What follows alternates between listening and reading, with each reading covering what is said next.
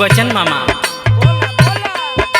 एगो औरत के पति परदेश में और औरतिया अपने पति भी फोन लगा के उनसे अपने दिल और हाल घर के कहतिया, लेकिन कैसे और कौने भाव में कहतिया ले सुनी।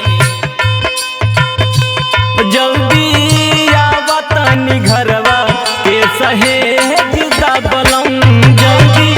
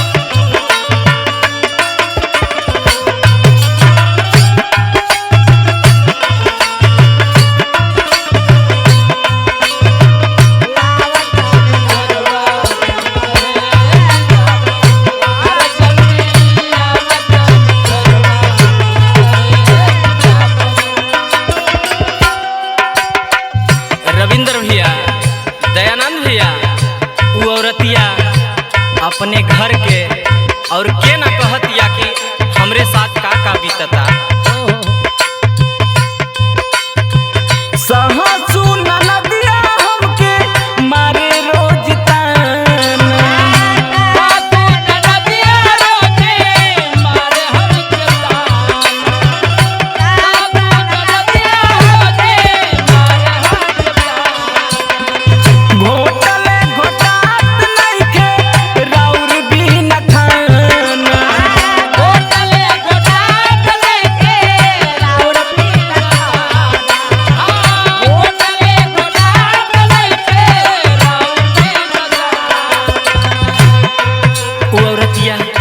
अपने पति से घर के सब हाल कह देगा कि सास कैसन बाड़ी, ससुर देवर कैसन बाड़े। सुना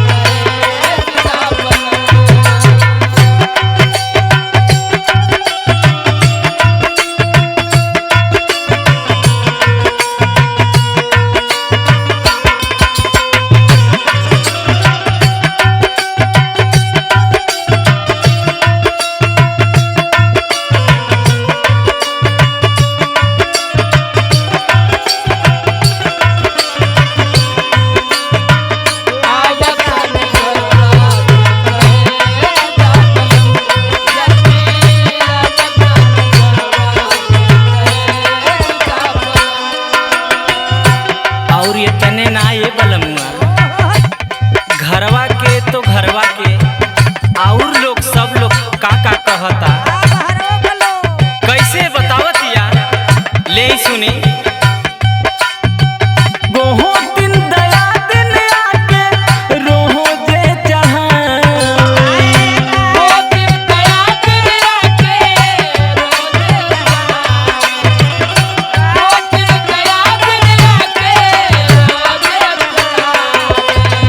लहुरा